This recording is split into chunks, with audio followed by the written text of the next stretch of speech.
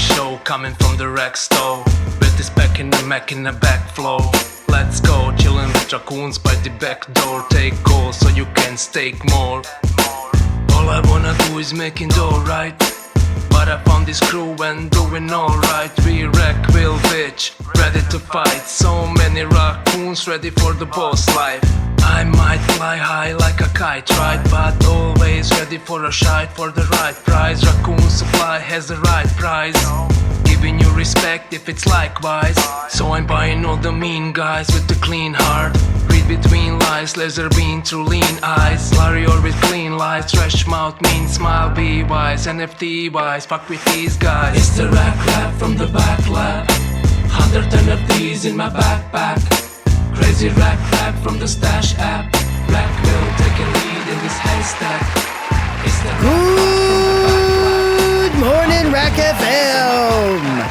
Today is Wednesday, the 14th of June, 2023. This is your RAC FM midweek special. We got Waz from Ojo, Oho, Obro, the Oracle. Gonna talk Prop 306. We had some space issues, as you may have noticed if you were trying to catch this live. If you're having space issues. So, kick back and enjoy the show. Look at that. Bro. Are you in, yeah? What? Yeah. I'm here. That was a little frustrating, but glad to be here. Fuck, dude, thank you for your patience. I mean, some people just would have given up, but thank you very much for your patience right here, right now, yeah? Yeah, of course. Always happy to talk about Oho. So anytime I can do that, I'm happy to. Yeah, something was. I'm not gonna lie to you, dude. You're fairly new to me. And there's that many devs in the greater Cosmos IBC stack that it's always going to be hard to keep up. Some people like to remain in the background or blah blah blah. Some people only become to prominence with certain projects. You're very, very new. I'm probably going to know all about the stuff you've done with other people, the collabs, blah blah. But I'm really keen to speak to you tonight. So I mean, thank you for first of all making time on what I would call very short notice. We love it, RAC FM. mid-prop or when there's a current topic, getting people on. So I'm just gonna go to Finn. Finn, we've got your man up at last, eventually. Do you want to preface anything Finn, before we kind of kick off so we don't waste your... Well, whatever you did there fixed it because the desktop now is working with no glitches and this seems to be working. So good job there. Second thing, you've never heard of Waz? Bro, you ever heard of a little company called Apple? Yeah, think about it. Yeah, I share the last name with a very prominent computer programmer. So people in tech tend to call me the same thing. But yeah, I've been around. Is it your dad? No, I wish. You guys aren't. Okay. That'd be awesome. No, I've actually talked to the guy a couple times. The Waz, and I've used him a couple times to get out of tickets, but don't tell anybody that. That's so awesome. I love it. Hell yeah. I've never actually spoke to him myself, but I know a couple people that have, and now obviously you, but I've always heard he's just the nicest, most softest soul. And then you have Jobs, which was the polar opposite of him, basically. It's an interesting dynamic. Yeah, he's a pretty gracious guy. My family's actually met Jobs and the Waz. Met Jobs in a showing of a Pixar movie before it came out, and then later met Waz in a PF Chang's, which is kind of funny.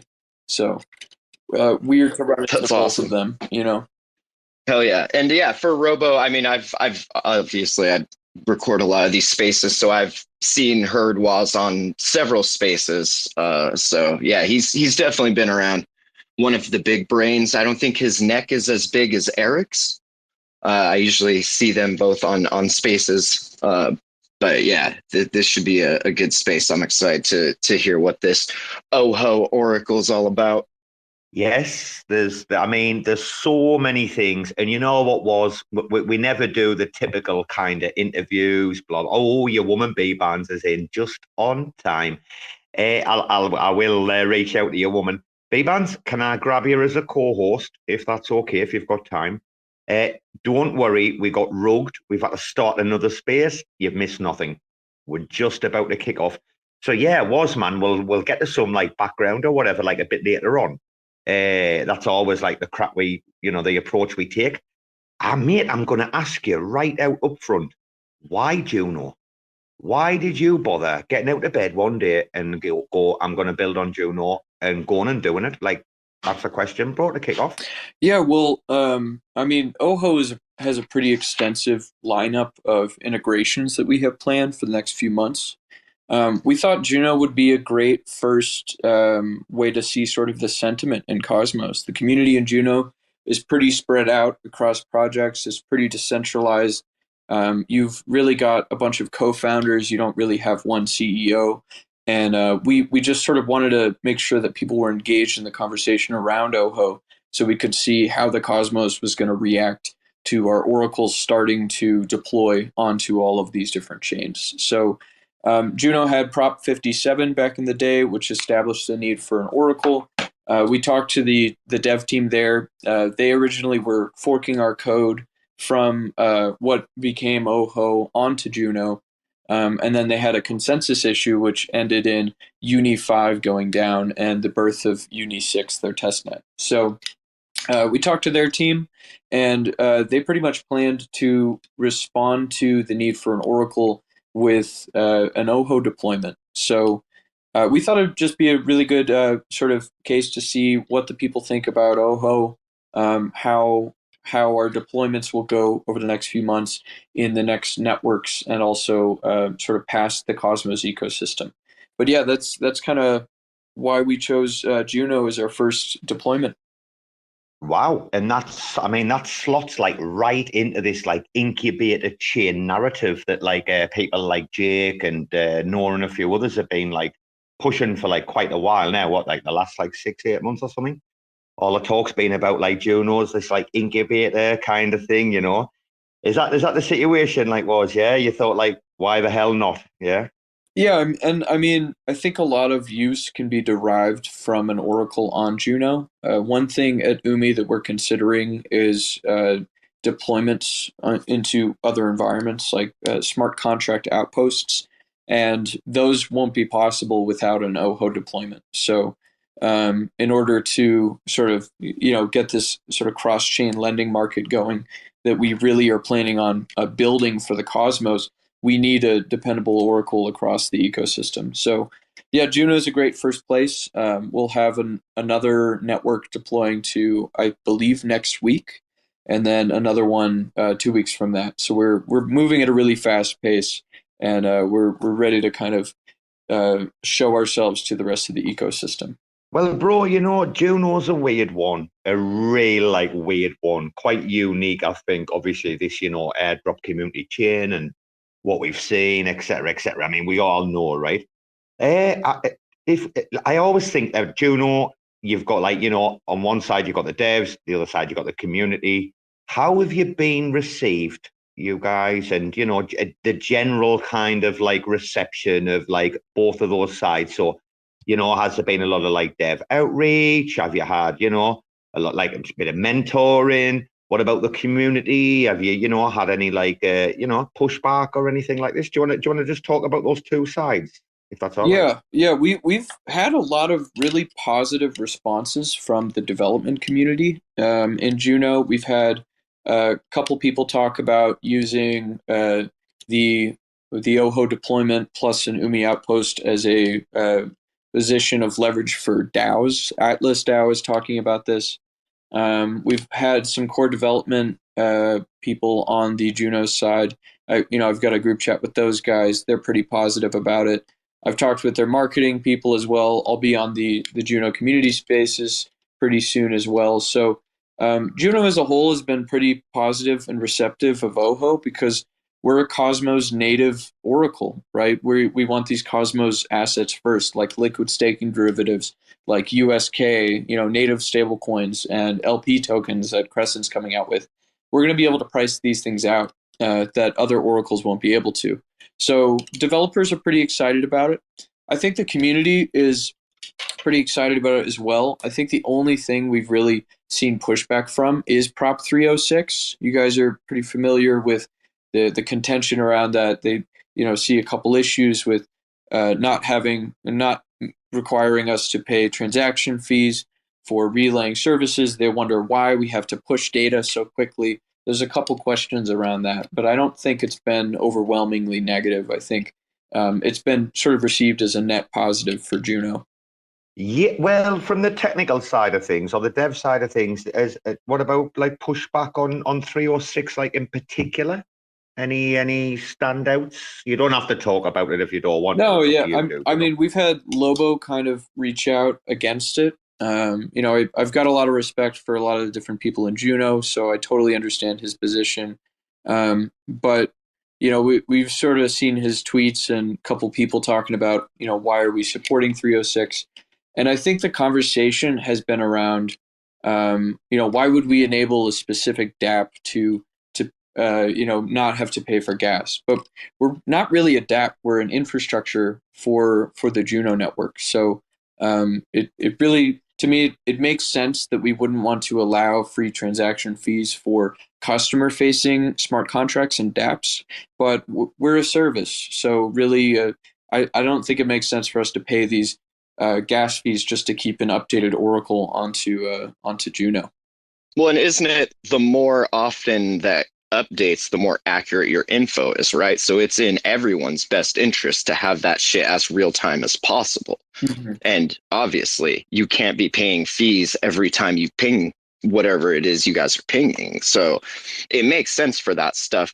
It just seems like a difference between, like you said, the public facing apps like us gambling on a casino versus something that's just invisible in the back end, creating this like new pool of information that other apps can then be built on top of. So to me, that makes sense. I get why they don't want to. They don't want to be like, oh, they're getting it free, but you're not, but you can have it free, but you can't. Like, it's kind of a sort of a slippery slope. But I think if they just come at it from that point of view that like, look, these are public facing dApps, and this other side is infrastructure that allows more and different public facing apps to be created.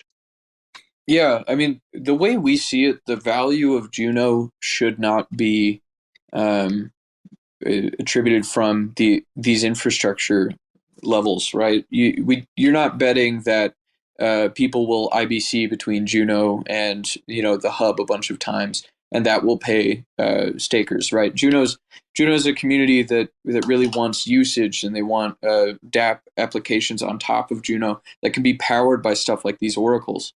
So what we're really saying is that the value that we're providing by being on Juno goes past what we would pay in these gas fees, right? The value really comes from what apps can build on top of Ojo, and we're really pushing for apps to be able to be deployed all across the Cosmos as we deploy this Oracle. Again, we've got those assets that no other Oracle supports, right? So adding different DeFi opportunities for users, and I think you see that. Not making us pay gas fees makes a lot of sense. We're just powering the apps that will bring users onto Juno. And you know what they say: if you can make it in Juno, you can make it anywhere. Yeah. I mean, Finn, I think this is where like the conversation like really becomes important about, is this a public good? And the answer is yes. When you look at Juno and you look at what's available, et cetera, right? Yeah. The very fact that they need this, right? It depends on the implementation, but yeah, from the way he's explaining it, it is absolutely a public good. Now, if by the time they implement it, then it becomes like a boys club, like, oh, you guys have access, you have like better access or more real time, that kind of shit. Then yeah, I would say, okay, maybe we should rethink this. But as it stands right now, yeah, everyone has unfettered access to it. Once it's up and running, then it's a public good. Then that's the end of it. Yeah, absolutely. I mean, eventually we will have to start charging from some of these ecosystems, right? We're an Oracle solution. Once we do a token issuing, you're going to pay in OHO tokens for the Oracle services, and that's pretty standard. Chainlink does that, those sort of agreements. Band does that sort of agreements. But we really want to start off by just providing these services for free to the Cosmos ecosystem, and sort of seeing what people build with it and seeing what the community does with it. Because we don't want to just, say, hey, we built this awesome thing that you haven't tried yet. Come and pay us for it, right? So it's sort of the middle ground in a lot of these deployments is just covering transaction fees and making sure that, when we deploy, obviously we're paying for servers, we're paying for relayers to go through, but especially with this 30x on Juno, it becomes pretty unsustainable long term. And there's a couple ways we could solve that, like making the Oracle slower. We've talked about making it a demand-based Oracle smart contract, which we're going to have as an option for networks that don't want to waive our transaction fees. But really, when you talk about these super fast finality DeFi deployments onto Juno, you need super up-to-date oracles, or else like an UMI deployment couldn't tell when to liquidate different positions. So we're kind of, lesser of two evils, right? And this is sort of where I see Juno meeting the middle ground between, not having to pay for services and also us not having to bear the brunt of paying for securing the oracle for Juno. Hasn't that always been like one of the biggest stigmas or of Cosmos? And I mean, I wasn't going to go there just yet. We were going to like butter you up a little bit. I mean, you mentioned Band. Okay, talk to me about Band. That was, at one time, maybe early 2021, pre-Stargate upgrade, was billed as being, the oracle of the cosmos and blah, blah, blah. I mean, if Band was so good, you guys wouldn't have to be doing what you're doing, right? So talk to me about the like differentiator, or how you differently like positioned than Band are. Yeah. So one of our biggest offerings is our smart oracle. We call it lovingly the historical. It's a set of risk parameters that we relay along with our pricing information that gives sort of the medians and the standard deviations around the history of pricing, so that lending protocols and stablecoin protocols and all that sort of stuff can determine better risking frameworks. So stuff like the Mango Markets hack, which happened, and we saw it while we were building out the UMI protocol, and that sort of stuff is prevented by the smart oracle if it's implemented correctly by the receiving protocol, right? So Band doesn't have that. That's something that Chainlink doesn't have.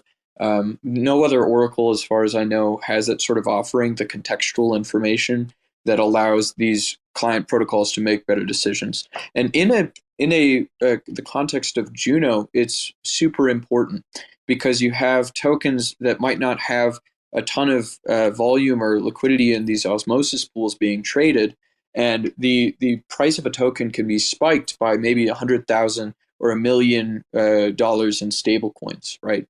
So really, this oracle is sort of that next generation oracle past just basic pricing information that Band and Chainlink might be able to offer to the Cosmos. So that's one of them. Another one is we're also the only oracle to build out these custom indexers for new dexes coming out in Cosmos. So we've got indexers coming out for Osmosis. We've already had that in production for a while. We have one in Crescent already in production, and then we're also building out one for Kujira to support pricing out USK. We're working with the Shade Swap team to have integrations with their stablecoin as well to be deployed across the OHO network.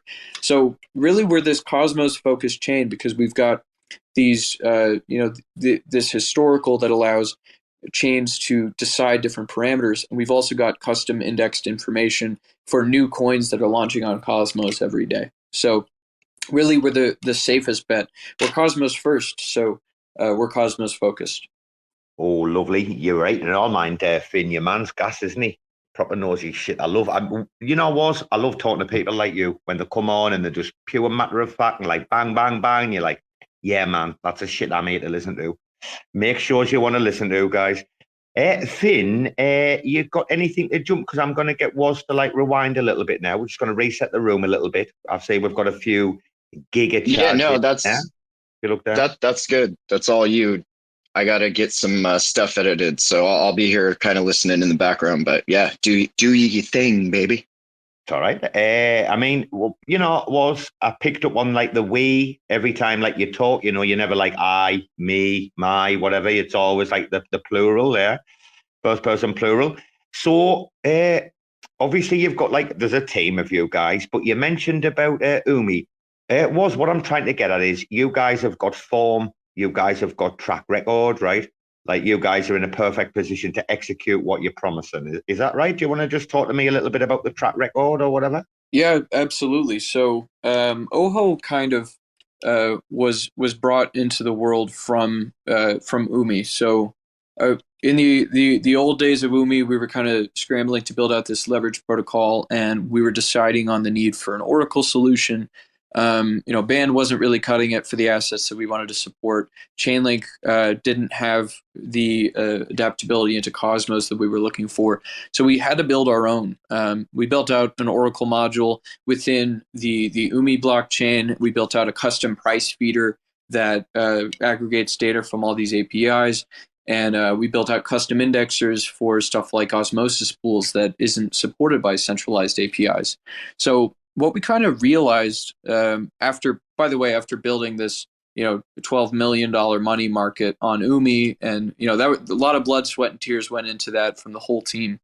But we kind of realized that the type of Oracle that we developed and we're working on didn't really exist, not just in Cosmos, but also in the broader ecosystem. So, we did take a lot of inspiration from Terra, their Oracle module originally. Has been helping out a lot, but our price feeder is completely in-house and has been forked and is brought over into Kujira and is also forked into Say Network right now.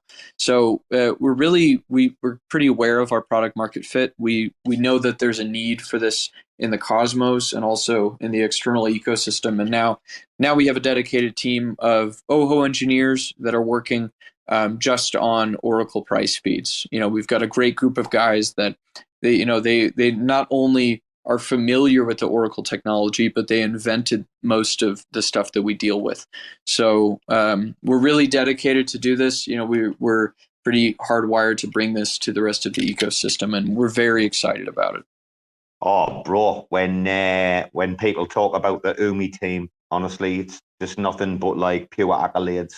Like I can see your man Brandon down there. Shout out Brandon in the audience, but like shooting them like in games and stuff, when they did like obviously the squids, but other people and other stuff. Man, people talk about Umi, man, they're a fucking team, like ship for fun, like absolutely shipping. Right, after all this track record, right, this proof of concept you guys have got, you want to bring this tech to Juno, you want to deploy these smart contracts. Like you see, you've got this contextual kind of add-on, with this like historical kind of information that nobody else is doing, like not even Chainlink or anything right now. So why am I looking at the vote the way that it is? Why? I mean, it's got obviously like 24 hours to go or whatever, but why do you think it's at a current state of reject at the minute? Because it's the community, isn't it, mainly, when I look at the validators? I mean, I know a couple of votes can swing things, but why is this vote looking the way it is with 24 hours to go? Yeah, so we've talked to a couple of validators about it and some community members and trying to answer questions around it. I think there's a sort of disconnect from some people about what the product of of Oho really is, right? Some community members aren't sure whether or not it's customer facing. Maybe they're not super familiar with oracles, and that's okay. And we're very happy to talk about that. Some of them are concerned about the actual ask of the gas price, which is a large estimation based off of the amount of assets that we want to bring over. But really, the majority of the vote seems to be from the top few validators. We've got, I think, the top 3 validators on Juno have voted no to the proposal. And I think part of it is just being afraid of waiving gas fees, which is interesting considering in the original implementation of the Oracle module, the Juno team wasn't going to require validators to pay gas fees. But at the same time, the validators want us to pay it for the same service. So I think there's sort of a disconnect there. And I think the majority of the actual community is pro Oho, but we have a few very large validators on Juno that are voting no and against us. So hopefully we can get them to flip their votes and sort of see that Oho is a net positive for Juno. And I wouldn't like to flip us to, sort of an on-demand price oracle or a slower price oracle because of these gas fees are just unsustainable. So hopefully that flips within the next 24 hours and we can continue supporting Juno in the same way that we've been doing. Yeah, I mean, that's, 306 is like one of the main reasons you're on today. Plus, a lot of us do actually support you guys as well. I want to say that, I mean, I didn't even realize that DAO had crept into the top 5. Fuck knows when DAO validator got into the top 5. I didn't even see that coming. This shows how much I've been paying attention. I mean, Steakfish, they're obviously well known for last minute votes, etc. That's not uncommon. But the DAO one, I'm quite interested actually to see if there's a prop up on the DAO. I'm going to go and look at that in a minute. I wonder that if they should have actually voted on that as an entity. In fact, if that's up for vote, RAC FM should have fucking voted on it anyway because we're stakers. But yeah, mate. I mean, so Cosmo Station and SG1 and Swiss staking, you can kind of see that that's Lobo, basically, pretty much. Yeah, we've talked to a couple of them, and we see Lobo's concerns with not requiring gas fees and all that, but we really just disagree. So I mean, hopefully they switch their votes in time. I mean, really, what we want to do is empower this whole DeFi in Juno, right? Again, an UMI outpost on Juno won't be able to happen without this prop passing. And we really want to be able to bring that to Juno, to bring some extra TVL over to the chain, and especially with the Stride's liquid staking assets, you can see a lot of adoption over on a Juno version of that, right? So it's really unfortunate that the top few validators have voted no. I think a lot of the people are really positive. A lot of the Juno devs that I've talked to have been very positive. Even Jake, the co-founder of Juno, has been really supportive of the Oho Oracle on Juno. He's helped us out with some testnet stuff. He's helped us connect with the Juno Communications DAO. And so, we're seeing a lot of support from the core team. And I think, unfortunately, we're not seeing a lot of support from validators because they don't want to process these transactions without us paying for that, right? But I think over time, they'll see it. Sorry. Do you think it's because they're a bit salty because they're not making any money right now? I mean, you can't be making much money if you're a fucking Juno validator right now. I mean, do you think that they're a bit sore? Do you think? But that's not just Juno though. That's validators everywhere. That's down 80 to 90%. It's definitely not. Now, granted, a lot of them are the same validators because everyone likes to validate, the same set of chains. But yeah, I don't.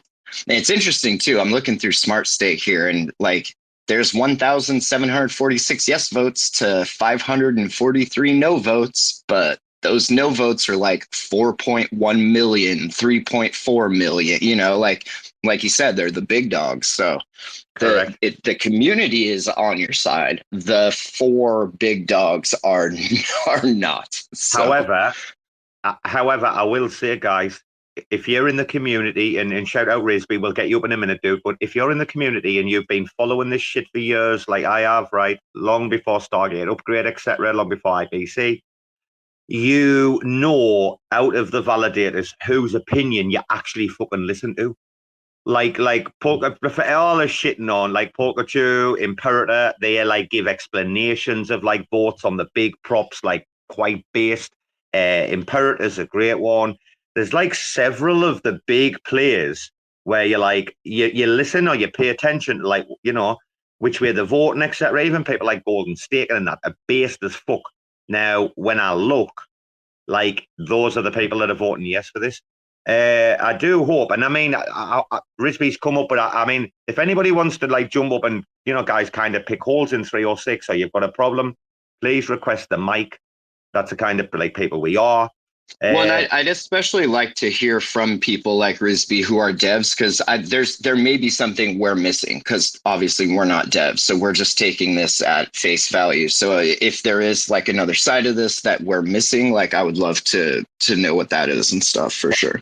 He's a validator as well. The best thing about Gelato and RISBE is that they're not just. Is this all right, Waz? If I mean, RISBE's already up, but like, you're okay, dude? Yeah, absolutely. Happy to answer whatever questions the community has. My man RISBE's up here. Hello, dude, from Gelato fame. Hey, Robo. Thank you so much for having me up here. You're more than welcome, dude. You know your family, man, don't you? Huh? Yeah. And I definitely want to say, like, I definitely support, you know, what you guys are doing with your Oracle, your vision. I think there's a greater, you know, problem here that I think we need to solve before we focus on this. And that's one of the reasons why Gelato voted no. We're also asking other validators to vote no. A lot of this is coming from the prop before, which increased the Juno gas fee by 30x. If you look at that proposal, there was no real economic study done, project impact study done. They're like, hey, we're going to 30x the price. And the assumption is everyone will continue to use the chain as is. And if we do that, we're going to generate this huge sum of money. But unfortunately, that's not how it's working. You guys are getting impacted by this. We're building a gaming platform where we're basically trying to get people to play as much as possible, which generates a lot of, you know, transactions. That's hurting them. It's hurting raccoon people, you know, the platform. So the biggest thing I want to make sure we do is not set some type of bad precedent that, hey, we made this horrible issue with the gas. Now we're going to get people to start whitelisting themselves. You know, you guys bring a lot of value to the ecosystems. I can see a reason why people might say, hey, let's go ahead and make sure they don't have to pay gas. But even from the Gelato, our biggest, you know, focus is bringing in new users. We open source everything. We think there's a lot of value to us being in the ecosystem. Then why shouldn't we also open up a prop to whitelist our contracts, right? And you can just keep doing this on and on. So I think the best thing we should do is reverse the gas decision and then start taking a look at how do we get back to this point, because we do need to get back here. But it needs to be done in an economical way, over stages, that gives every project and application an opportunity. You sort of adjust what they're doing to be able to match that demand. So that's why we're trying to push the no vote. It's not because we don't agree with, hey, you know, we don't want to whitelist Oracle. It's just because they might set that bad precedent. So that's unfortunately where we're coming from. And definitely want to leave it there. You know, I'm happy to answer any questions, concerns, but I just want to tackle the actual issue at heart, set up the proper conversation, and start to figure out how we deal with these situations in the future properly versus like shooting from the hip and saying, hey, let's whitelist it now, because that's just going to open the floodgates. Yeah, I totally understand where you're coming from. I saw the 30x prop on Juno, and my team is sort of getting ready in anticipation of that and these sort of conversations. And I can't speak necessarily to the customer-facing aspect of it, right? Having users pay 30x for transactions on different dApps. But what I can speak to is the need for this for oracles specifically. Gas fees are one of the biggest ways that oracles can be manipulated. And you see this all the time on Chainlink deployments in the Ethereum world. When gas fees on Ethereum went super, super high, Chainlink relayers had to pay an exorbitant amount in fees just to continue the processing of these DeFi applications. And then the Chainlink Foundation had to ask for people to sort of pay these people back what they were paying just to secure these oracles. So I think I understand your your point of view. I think maybe there's been some solutions around being maybe a DAO being developed for this sort of conversation around specific projects that you might want to make sure that people don't see like, oh, this project's more important than that project, or this project's getting special treatment because they know Jake. That's not what this is about at all for us, right? We would have made this proposal whether or not gas fees turned 30x. It just sort of became to light for us earlier because of that fact. So really, it's a large part of it is the security of the Oracle depends on these gas fees. If for some reason our wallet runs out of gas, runs out of tokens, somebody hacks our wallet, steals all our tokens, the Oracle stopped, right? We have to maneuver and use another relayer wallet in order to move stuff through.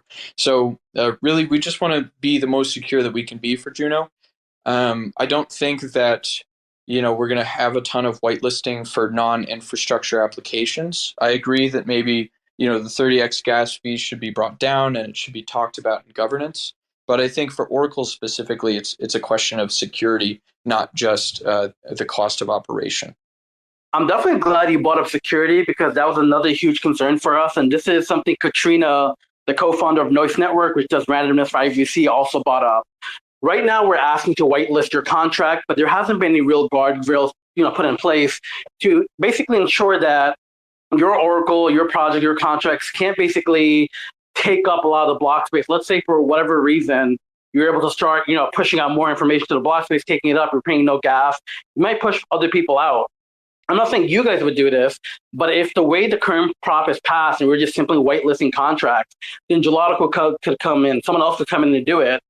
And now, because they're no longer paying gas, they could potentially do something malicious. So there is a potential that a malicious whitelisted contract, because they're paying no gas, could totally halt the chain. That's something Katrina really pushed on. That's something we think could be really big concern. Of course, we trust you guys, but we shouldn't need trust. And I think that's where we need to have a bigger conversation, figure out, hey, I do think if validators aren't going to run the price Oracle and you guys are going to, let's make sure you guys are compensated for that and you guys are able to run. But we need to talk through what that actually means from a cost perspective, a security perspective, a scalable perspective. Just simply doing a blanket whitelist and trusting you guys not to be bad actors. To me, that's like, that's too much trust right there. So I would like to see this prop not pass, kick off the conversation. Juno now has a working group, which is Core One, plus big community projects like ourselves that are actually trying to make positive change. Let's start to figure out what that looks like versus rushing to whitelist right now. Because yes, we're solving the Oracle, price issue, but at the same time now we're potentially creating a security hole. And this all ties back to the gas cost. If you guys are providing all this price Oracle, but it's too expensive for anyone on the network to actually use it in their games, their application, then what's the value there anyway? So instead of rushing to any of these solutions, I think it's worth sitting back, having this conversation, and having a proper plan to move forward. Yeah, I think you're sort of dipping into what OHO wants to do long term. So OHO wants to do, we want to build out this, obviously this sort of layer 2 cross-chain smart contract solution through IBC, which would be completely trustless. We can't do that without mainnet. We haven't hit our mainnet chain yet. And also, we do have an L1 offering as well that we're going to be building out over interchain queries that will allow any validator to relay pricing over without the need for one whitelisted smart contract. So these solutions are already in the works by the OHO team, and they're meant to be compostable with any of these chains like Juno, Neutron, Osmosis. Anyone that needs to use OHO will be able to. I think right now it makes more sense for the adoption of the Oracle early on, just because it enables more people to build, right? If the prop doesn't pass right away, we'll have to move to a more sustainable version of the Oracle, and it really just depends on whether or not Juno wants all of these price feeds to be pushed directly and very quickly, right? So if it turns out that Juno doesn't need that type of Oracle, we can move to a slower approach. But it does end up being a much less secure Oracle just at the basis of the Oracle level, right? Outdated prices are just inherently less secure. then we're not even the conversation around a whitelisted contract being a bad actor is invalid, because this contract that's not whitelisted is pushing bad data anyways, right? So it really depends on the needs of the ecosystem.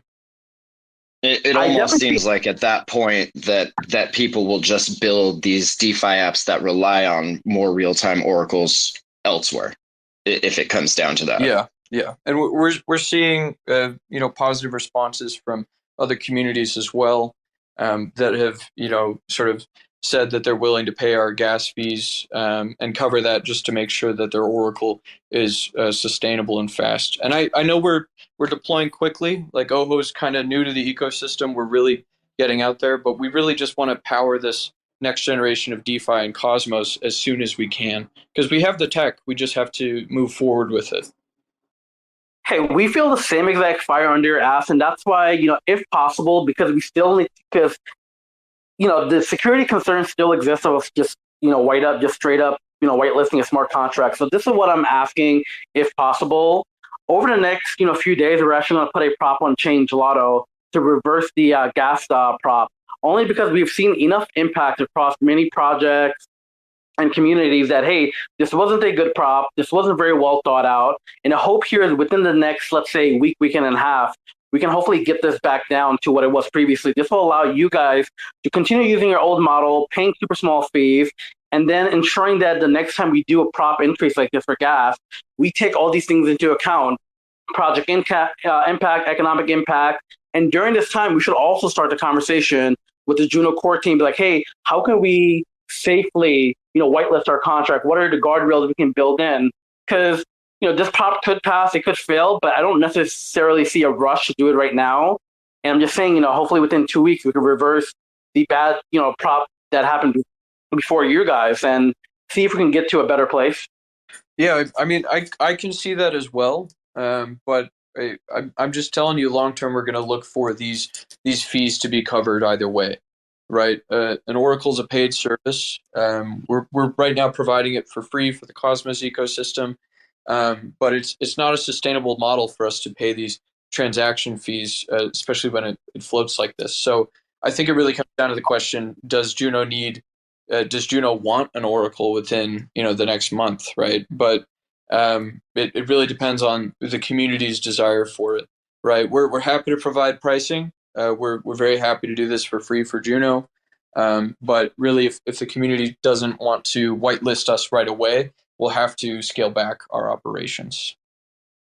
And that to a degree, would be sad. I get where RISBE's coming from. I really do, because this gas increase has been the biggest bone of contention I think we've seen for a long time. I also think it was ill-conceived and ill-thought out. And we're seeing that now with like the dialogue, right? We've got Neta DAO up here. Vince had to jump. Before we bring Neta DAO in, because I know he's going to be on point here. So if the prop was to pass, if people change votes, or people like Notional and DAO who haven't voted, let's say they go, yes, you pass, great. Fancy pants, no problem. You can go and deploy in the next month, 6 weeks, whatever. Right. Let's say though that the prop stays the way it is at the moment. It does not pass. It expires tomorrow. When the prop expires and it hasn't passed for you guys, I think I heard you talk about the worst case scenario, which would be, Juno would get a very less secure and kind of outdated model. But for you guys as a team, when you get in the office on whatever it is, Thursday or Friday, whatever, and the prop hasn't passed, what's best case scenario for you and worst case scenario? Do you just walk away from Juno altogether, or do you put another prop up? What's the best and worst outcomes for the prop not passing? Yeah, so we're not walking away from Juno, right? All we would be doing is essentially downgrading our implementation, right? In order to make our gas fees lower, we might relay prices 1/30th of the amount of times that we're doing it, which really delays that information for the Juno chain and kind of makes it less usable for stuff like an UMI outpost.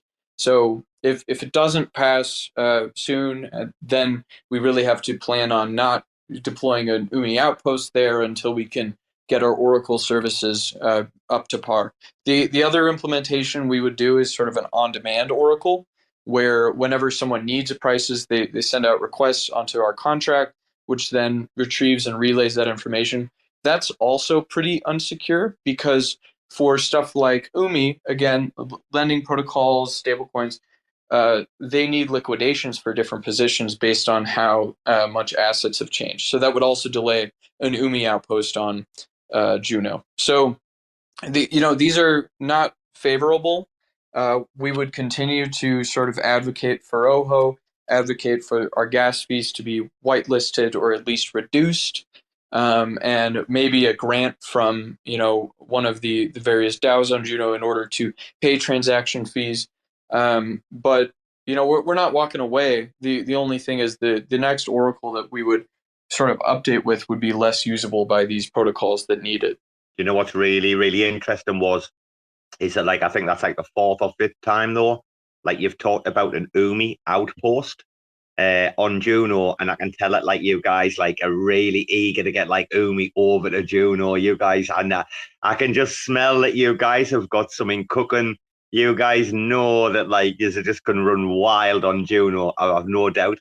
I've got a right smile on my face now listening to these outpost conversations because, man, this has been happening for a long time, hasn't it? Since interchain accounts, etc., etc. Came up. Neta DAO, hello, bro. I mean, we've been plebs up and now, NotRizbe, obviously, but then we bring Gigabrain Neta DAO in. And by the way, I didn't mean you. I meant myself and Finn. The interview was Neta DAO. Hello. Hey, Robo. Hey, everyone. So how are you feeling about Prop 306 right now? Yeah. Tell me how you're feeling in your own boots. Yeah, so that's what I wanted to say is that we discussed, our members discussed Prop 306 actually yesterday. And we voted no on the proposal. It's a friendly no. For all the reasons, Woz, that you brought up, we do think that an oracle is very important on the chain. But I had some questions, I guess, and maybe you can help answer them. But just as I was listening, I was wondering, maybe Robo was also asking this, what is the relationship between OHO and UMI? Are they subsidiary of, or what, are they just collaborating, or what is the relationship? Because you're saying we, and it sounded like you were talking about both OHO and UMI. So I was just wondering what the situation with that is. Yeah, so OHO is right now being incubated at UMI. We work very close with both teams, but we do have a dedicated OHO team of engineers that just work on our oracles, as well as some marketing folks that help us out. So eventually we'll sort of move into our own stage once we, sort of do an ICO and eventually grow out and expand into the broader cosmos. But incubating at UMI has really helped us move at a pace that we wouldn't have been able to do otherwise, especially right now, how the ecosystem is and how the macro's acting. But yeah, that's the relationship between the two companies. Okay, thanks. That's good to know. And you also mentioned that the OHO will be a paid service, but it's going to be free for a little while.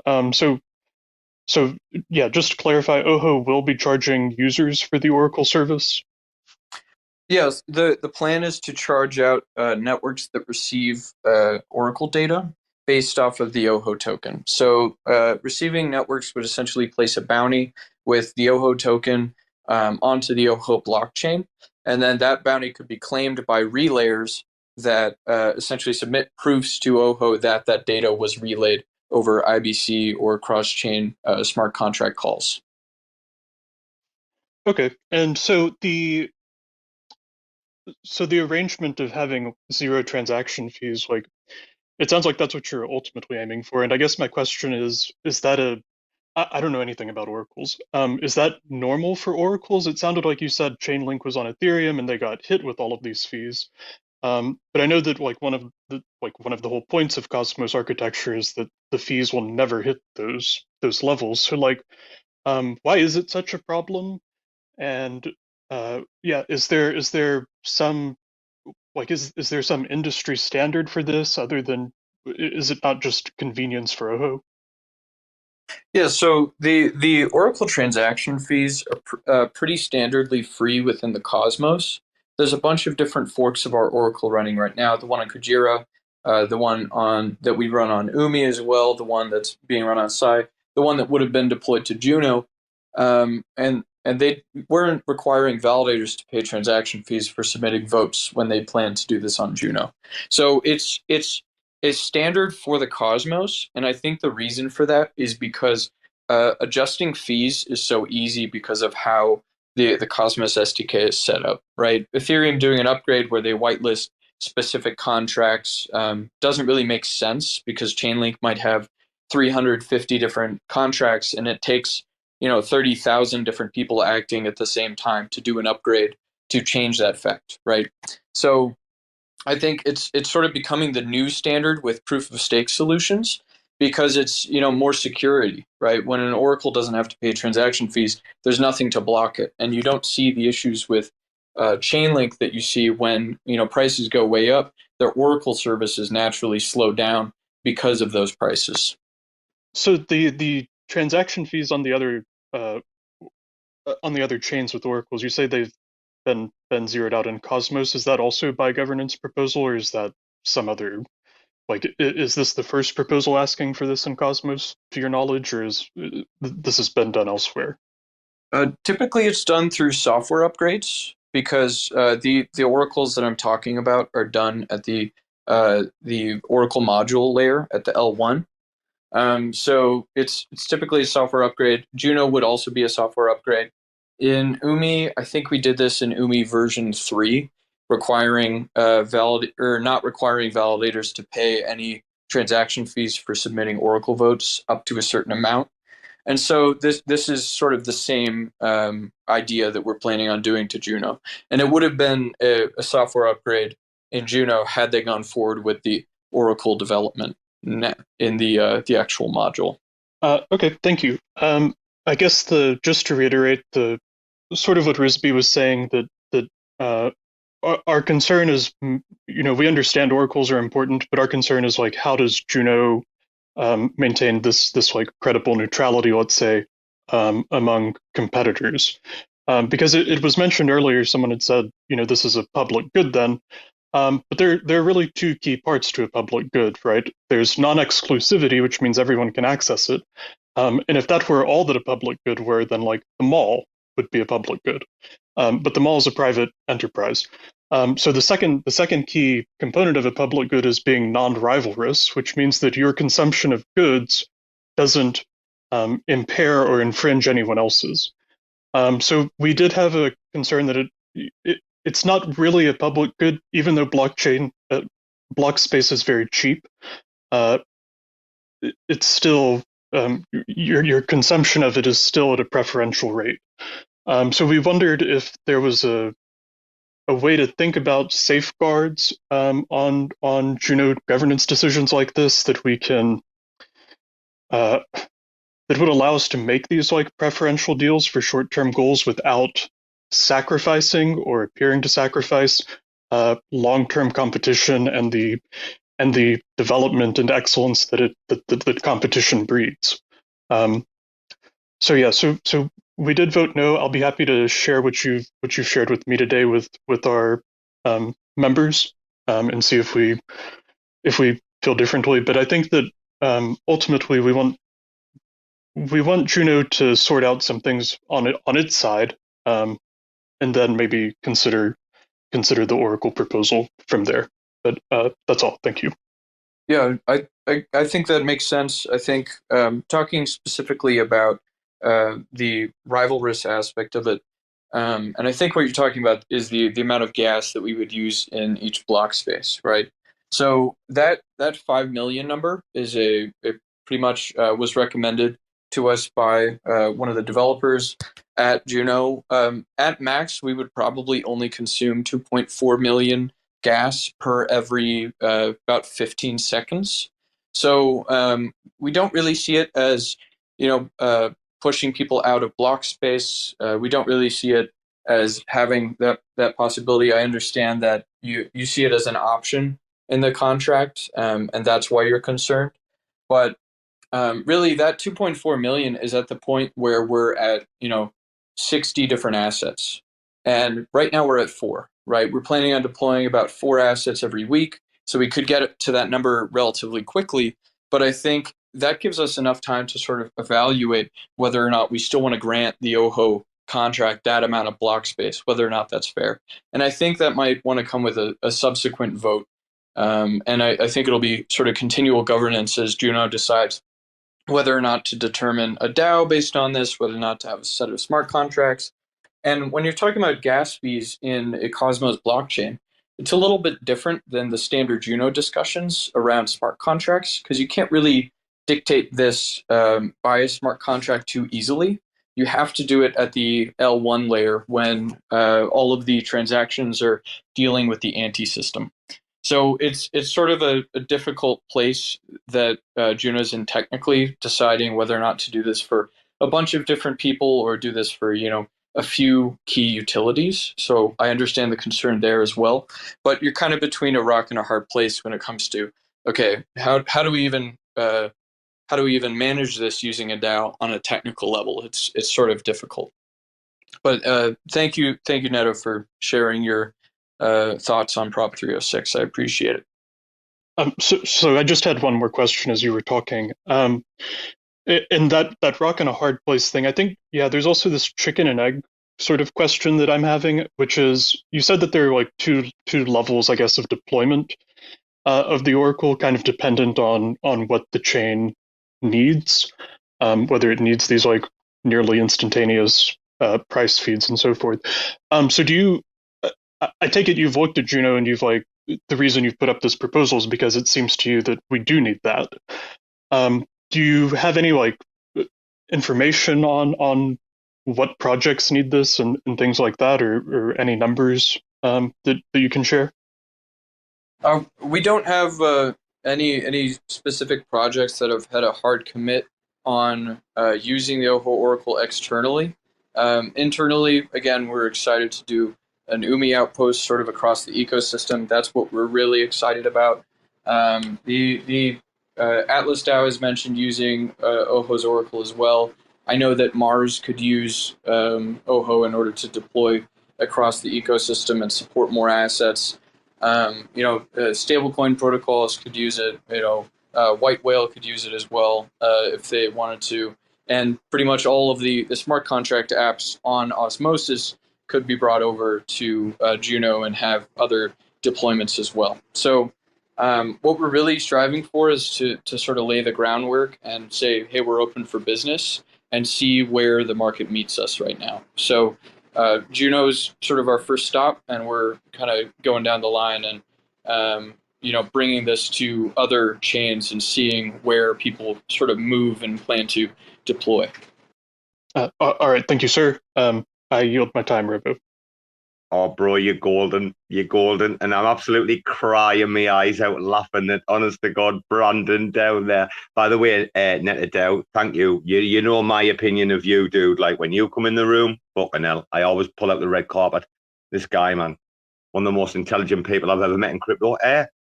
Yeah, Brandon, I'm liking your meme game. Very good. Guys, I've got to say, we had a bit of a hectic first 15 minutes with the spaces, the first one crashing. I'm telling you, you're going to walk all over tomorrow like, nah, I'm part of the RAC pack now. Bro, you're part of the family, right? Part of the furniture now, yeah? Oh, yeah. Yeah, got that rat pack going, Dude, have you enjoyed yourself? We try to make people feel comfortable. Like, we often feel like some of these spaces, they're a bit very generic and very mundane, bit benign at times. We try to have a bit of a different vibe. Have you felt that tonight? Have you? Yeah, no, I appreciate it. I'm glad to have people from Juno just to talk to over voice. It's not so often you get a sort of a civil discussion around stuff in Cosmos, and we've very much been intentional about staying relatively neutral and trying to be very kind to everybody. And we just want to see the support of the whole ecosystem grow. And spaces like this is kind of where those conversations start. So very glad to be here, man. Well, like I said it before, I'm going to say this. When It's really interesting, actually. Crypto, and just for the audience, guys, right? Like, not for the people up here, but if anybody listening, though, like, crypto is really interesting because it's probably, like, got more gossip than, like, any other thing in life, right? You, like, always hear everything that's going on, like, in every team, every day. Like, it's just all common knowledge. People just can't fucking help themselves. But saying that, whenever, honestly, the only other thing I've heard about Umi has been like bullish, positive, and to hear like they've incubated you guys, that you've got like this dedicated team. I mean, I understand like there's an issue about the gas. I think would you say if the gas prop hadn't just gone through and you'd have put this up like before that, your prop would have sailed through? Do you think that? Yeah. I think probably, yeah. I mean, the discussion has kind of gone from, hey, we want to consider using this oracle and not requiring them to charge fees, to, okay, well, gas fees are unsustainable as it is for the whole chain. We need to sort of go back on that prop. So, yeah, I mean, I think the broader conversation has gone towards the 30x thing rather than just the whitelisting, unfortunately. And I think that's part of the reason why some of these big validators are voting no, just because they want to earn more fees based off of transactions, and they see us transacting every 15 seconds and they earn off of that, right? That makes sense from their business standpoint. But I really want people to see the long term, where an OHO deployment in a network means that there can be a growing space of DeFi within that, and we want Juno to be one of them. Bro, you could talk about Juno all day and block space, and I mean, Jesus Christ, in September last year, RAC were responsible for like, I think it was like 17% of all execute messages across the entire month. So if you want to talk about empty block space, empty retail space, I mean, Juno's the place to talk about, isn't it? Let's welcome Brandon up to the... Hello, Brandon, mate. Wow, Giga Chad dropping in. What's up, man? Is that Robo back there? Certainly is, bro. Are you all right, are you? Fuck yeah, man. How's it going? I'm not bad, mate. You've been listening all the way through. Have you enjoyed yourself? Have you been having a bit of fun, have you?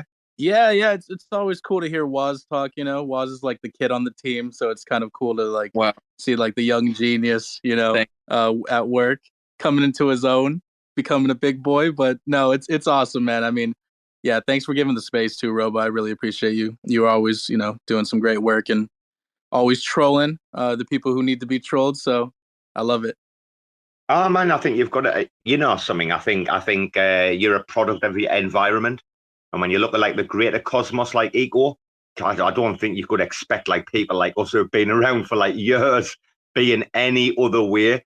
I mean, fair enough, we've been doing stuff on DAO, bulk minting, like, but we've just been copy pasta and code. None of us are coders, but bro, we can have a fucking laugh. We can join in. We can provide some entertainment, Brandon, right? Hey man, you gotta laugh in order to not cry, because as a person who bought like a couple thousand Juno when it was like $20, like, yeah, I'm in that crying zone. So yeah, I mean, ultimately I saw you invited to speak. So I just wanted to say, like, one of my, like, just speaking as a Juno holder, not like as an Umi person or Taboo or anything like that, like, I think at some points, Juno tends to get in its own way not some points, a lot of the time. And if I could just advocate for OHO, put the meme up. OHO is essentially giving a free oracle that will allow any app to build on it. And here's the big thing that I think a lot of people are missing. Because of this whole app chain vision, the way this works on an Ethereum, and I know this because when Umi built its Ethereum protocol, we had to go through this. You have to pay Chainlink based on per feed basis. Every project needs to pay. It's not something that the entire chain gets to benefit from or anything like that. That's exactly what's happening here. This is a free oracle that any app can build on it. So if Gelato wants to do some marketplace stuff, if it wants any custom oracles, Waz can get them that. If any other app wants to do anything like that, if Neta wants to maybe diversify its portfolio or its DAO basis with like different tokens, it can use OHO to do those. We're not asking for a grant. We're not asking for that loop funding that was out earlier. We're not asking for, anything like that. All they're asking for is basically just, can we wipe the gas fees, because they are a new company. They're trying to spin off, and it's a free service ultimately. Once they get more of a tokenomics model, obviously, once it becomes more mature, you don't want to like just charge when you first launch a product. You want to let it mature. We want to do some things also on the Umi side that will bring over some use cases as well. There's obviously the lending outpost, right? That's a huge part of the strategy.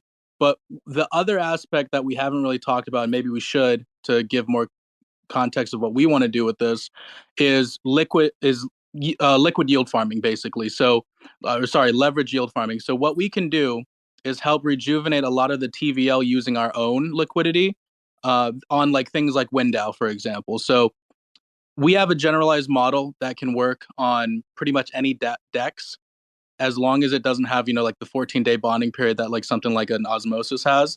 And so these are like the kind of use cases that can come from this.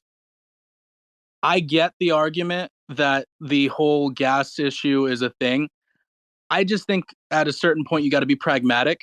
And I think getting an Oracle on Juno, again, as a Juno person myself, is a huge deal. I know they tried to do it by forking Oho essentially as a module. That in and of itself gives so much cost to a validator. Speaking as someone who's ran a validator before and has run this price feeder, it's going to ultimately, all of the costs that we're talking about for alleviating for Oho is much less than the value that it'll bring. And just to touch on the centralized issue, if centralization is an issue, why don't you just have the admin of the contract be a DAO or a multi-sig that isn't controlled by Oho? Like, have whoever you want on there. Gelato, you guys can be on there. Neta DAO can be on there. Whoever it is, Oho's not a bad actor. Oho is trying to give free things to Juno so that other people can build on it, and that's the end of the. That's kind of what we're trying to get at. We're not saying that we want preferential treatment. We want to just give dApps the ability to build. Oho is not a dApp. It's infrastructure. And so, yeah, I kind of rambled, bro. I am, but no, bro, shut up, man. Dude, I quickly ran to the toilet. Like, I was so quick. I'm like, oh, I've got to get back to the desk, like, for when he finishes, like that. Bro, I mean, talk about an impact, like a passion speech there, man, dude. Like, this is what I said to was earlier. We have been having the Oracle conversation since the Moneta upgrade in December, like 2021. I mean, it's now June, nearly July 2023, and here we are. How long do we need to have this conversation where Juno has a fully functioning, or RISBE's coming up? So, I mean, the thing is, and I think RISBE would talk about this, Brandon, if they hadn't had this, like, tax, like, increase, people are pissed off about this, Brandon. This was like something that was just rushed and pushed through. RISBE, yeah, I think you've heard Brandon. You've come up, is that right? Yeah, and I definitely agree with a lot of the points Brandon made, even the last point about, hey, maybe this should be a DAO-controlled multi-sig or something. I feel like those are the things that we need to talk about and put in a proposal. Like, I'm not asking you guys to wait, let's say, 3 months for us to figure this out.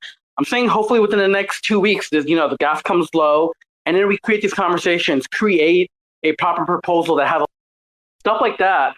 I think will help make sure this, proposal in the future, hey, we want to whitelist, this from Neta DAO, Gelato, and other people. Maybe take that information, put it into a new proposal, because again, I'm in favor of having a Oracle, and Juno, something that people use to build.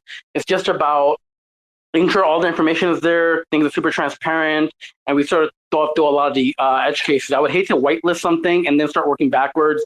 Okay, we'll focus on security, how to fix centralization, this, that. Like, no, let's talk about it first, get those things out, and then let's get this Oracle whitelisted, which I definitely support. Well, that's great to hear, man. And I'm happy to be part of any of that conversation. I mean, we've been talking a lot with like the Juno co-founders and a lot of people who have been involved with, like, we've got a lot of things coming out of Umi that we want to involve Juno in. Obviously, we got the Taboo wallet, which we want to integrate. Well, I'll be very honest. We had DAO functionality, but the App Store made us take it out for our first release. So we got a little wreck there. But we're going to be integrating DAO. into a mobile app with full functionality directly into the wallet. We're gonna be integrating a lot of their dexes and everything like that.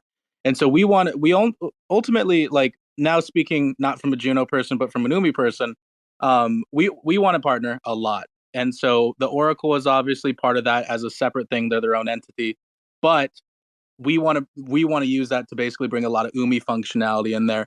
And there's a whole lot of things that I think that can be built out of this. Outside of that, I mean, we talked about a Juno stable coin like a year ago. I think it was called Ultra, if I'm not mistaken. It was. But the person, well, one of the main people behind it's quite unreliable, so that went nowhere. Well, I'm not going to comment on that since he's beefing with a member of my team, so I got to. But I think that a big reason that didn't work. I won't make a joke about their dev skills. I won't do that. Don't do it. I gotta back the home team, man. You can't talk shit to my boy and not get fucked up. No. We know, Brandon. We know. Please don't spam me. All right, you're already. We know. I'm just kidding. We know. Okay, but here's the deal. You want oracles on there so you can have a stable coin because so one thing that Umi is working on right now, I don't know if this is like too out there yet, but we're working on basically a stablecoin index called the MiUSD. It's part of our big initiative called the Mi tokens. What we want to do is basically create like this sort of index of all the stable coins that are popular in Cosmos, USK, CMST, IST, all the native stuff, pair it with some native USDC when it comes out, create an index, and then incentivize the hell out of that and give it a higher max LTV than anything else because we're spreading risk, but by diversifying, but also to help grow the overall ecosystem. It would be awesome to have a stable coin from Juno in there as well that builds off of Juno, that, it has Juno as collateral. That's the type of stuff that this is going to enable. And it's also going to allow us to bring outposts and everything that we talked about before. So I'm pretty passionate about this because I ultimately do want to see Juno succeed. Like, I still have my bags from $20. I would like to see it up there eventually one day. And I think building TVL is a big part of that. And I just want to, whatever discussions like RISB that we got to be a part of, if Umi can help, if Oho can be a part of that, let's do it. I don't know how realistic it is to pass like a reversal of the gas fee thing just because I think, I'm just going to flat out say it, I think the top validators are kind of controlling a vote in this sense. Like, if you look, like Waz mentioned, if you look at what's going on with this prop right now, I think Robo, you mentioned this actually too, that a lot of the more like smaller validators are supporting it. I get Gelato's reasoning for not, but a lot of this is also coming from the top. So if you take that for this prop as like a microcosm of just governance in general, you're going to have the same issue reversing that gas fee. So what I'm really fearful of, RISB, and again, I'm happy to support you guys in any way, is that we lose track of this prop, we try to reverse the gas fee, and then Cosmos drama does its thing and this gets delayed months. We really don't have a lot of time here. And so whatever we got to do, let's just get the ball rolling so that we can get. Brandon, what will be the time frame? 2 to 3 months. 2 to 3 weeks. Sorry, do you think like 3 weeks max you would have to get this prop through to deploy? Well, in order to start testing or anything like that, I mean, we can use the Juno testnet, but obviously we would like to use, mainnet as sort of like testing grounds. We got to make sure. Obviously, the Oho team, part of the reason it's free as well is we need to battle test this. We can't just launch it as a paid service and let the ball roll where it may. It has to go through the proper battle testing, just like Umi did. We've waited a long time to support like things like USK. That's coming out in the next couple weeks, thanks to Oho. And so that type of stuff needs to happen now.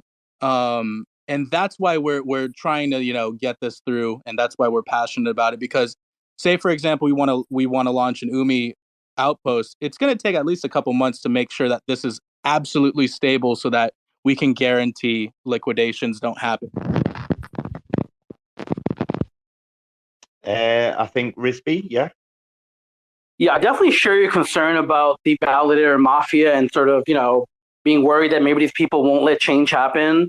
If you haven't kept up to date with the Juno ecosystem, right now there's a big change going on to actually change the core team. There is a new working Juno core, team that's comprised of people from core, top validators, and top projects that are working together to basically change the Juno leadership structure, set a vision, mission, and all of that.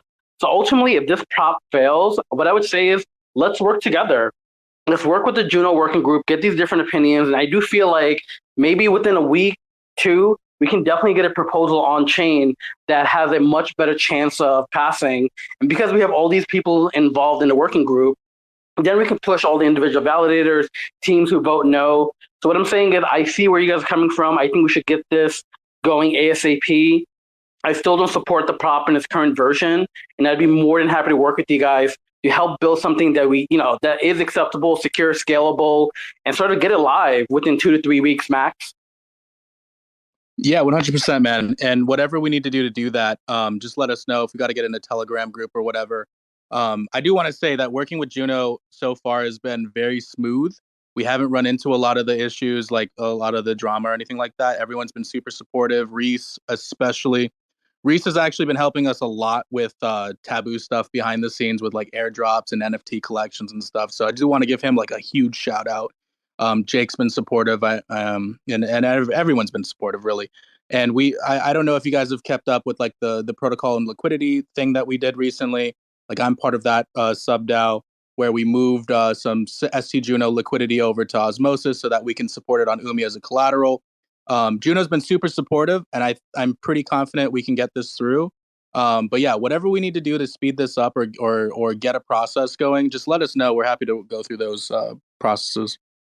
Yeah, I think. Yeah, I'll be happy to reach out to you guys on Twitter and let's get a group going. So if this doesn't pass, let's get together, take all these concerns and put them into something that's passable.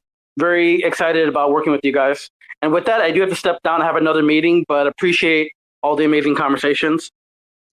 Thanks, Rizbe. I just want to reiterate again, like, this prop, even if it doesn't pass, it's not like we're stepping away from Juno, right? We're ready to rock and roll across the ecosystem, whether or not, the initial prop passes or, we figure it out a couple weeks from now. But there is a sense of urgency in getting these oracles deployed across the cosmos, right? Right now is the time in the bear where we're going to see the projects that actually build good products. And we want to be able to power those products in Cosmos. We want them to be born here. We don't want projects to go into other ecosystems because other ecosystems have, natural oracles that, can support these DeFi apps. So, I appreciate the collaboration, and as Brandon said, working with the Juno guys has been awesome. Talking to everybody in the community, everybody's been very respectful and has had good ideas to talk about. So totally understand the discussion here.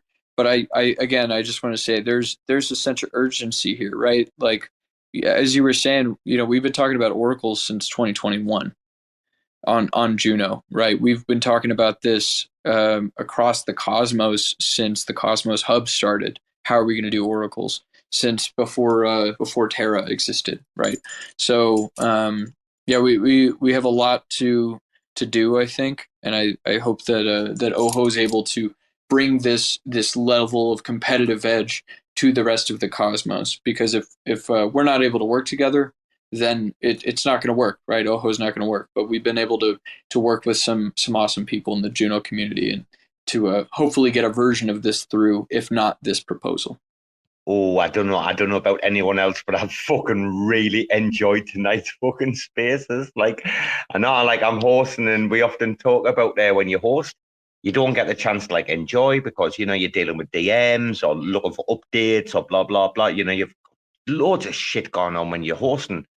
But man, have I enjoyed tonight. Was you a fucking beautiful soul, you, like, dude? You've got a voice. You could sing the fucking phone book. I'm telling you, bro. Yeah, I rehearse it all the time, so thanks. Oh, dude, you sound like you're in a fucking hammock with a mojito, like, and fucking 3 laptops, like, just, like, chilling, like, for fun. I love it, though. I wish. it's quite a weird one. I actually wish we'd had you on like 5 days like ago or something. Like, maybe after the prop went live or something. Maybe it's a bit bad timing on our part. I get where Risby's coming from, and I kind of think I don't know. I think from this conversation tonight, and I hope this maybe is not the case. I think maybe like we're all a bit resigned to like, oh, this is not going to go through. I think we're all at that, like, when you hear like Risby and other people like speaking, there's different consensus, etc. It's like, unless there's big changes at the last minute from the big players, it's probably not going to go through. However, what follows that is what's going to be important, isn't it, Brandon? Like, it's what comes after this and how like people like RAC FM and other people in the community, man, we're going to I want to rally around you guys. I want all of us to like rally around what you're trying to do, your mission. You've explained the mission statement, blah, blah. I want us all to do what we can. So guys, let us know if we can help you out. Anything, yeah? Right on. We really appreciate all the support that everybody in Juno has been showing us. Originally we didn't know if an Oracle would work in Cosmos, sort of this cross-chain solution. We didn't know if validators would start to go for it. But we've gotten a lot of participation from validators, from other businesses that we work with. We've gotten participation from other developers writing new price feeds, and Oho is already sort of growing in the space. Even if Juno's the first smart contract deployment, we already see a lot of progress. And I don't know about you, man, but I'm just really excited to see Cosmos kind of hit that second level of DeFi where we can have these outposts in any chain, and we really make we give every chain the option to build what it wants to, and that's really what Oho is about: is empowering this next generation of not just Cosmos tech, but also the broader ecosystem going through these proof of stake changes. Right. So we've got this grand vision. We weren't really sure how we were going to be received in Cosmos, but it's been pretty overwhelmingly positive so far. So hopefully that continues, and we can help cultivate the Cosmos DeFi world through Oho. Yeah, we wouldn't want fucking Cosmos IBC missing out on another fucking DeFi summer, would we? Dudes, I mean, I know you've been on ages. We were supposed to be cutting the interviews down, but like since your man Brandon came up, like fuck Finn, fuck Terra Spaces, I don't care about these rules. Fuck him.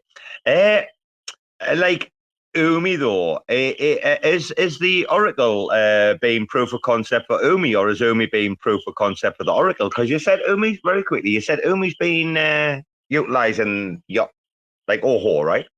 Yeah, I think it's a sort of the case where iron sharpens iron. As we've sort of had to develop a custom leverage protocol for the Cosmos ecosystem that's fast, it's secure, it has a bunch of different parameters and needs. We sort of found the need for stuff like the historical on the Oracle side, right? And because of because the Oracle's so fast, we can do much faster leverage trading, right? We don't have to limit users to only trading at certain times of day, or limit the amount of trades that we accept, because the Oracle is so efficient. So I think it's kind of both, right? Umi's growing out, and we're sort of accepting more assets as Oho grows, and so it's kind of a rising tide floats all boats. It's been really cool to see sort of both of them grow together, and just as the guy that started coding on it when the Oracle sort of started on Umi, it's been awesome to see another team of engineers really sort of make it their home and make their own code, and sort of make it so that they can recognize it more than I can at this point. So there's been a lot of growth on both sides of it. And, Brandon and I have definitely been working together for almost 2 years now on making sure that Umi, and as well as Oho and some of our other projects, just sort of move the Cosmos forward in this sort of non-controversial way. We kind of like to, sort of move in quiet, right? We build great stuff. We don't really have these huge contentions with other teams, and we really want everybody in the Cosmos to be able to use our tech. Well, bro, quick devil's advocate, and I mean, I didn't know if I was going to drop this one earlier. Though I did hear you like name drop Neutron like quite quickly, quite quietly.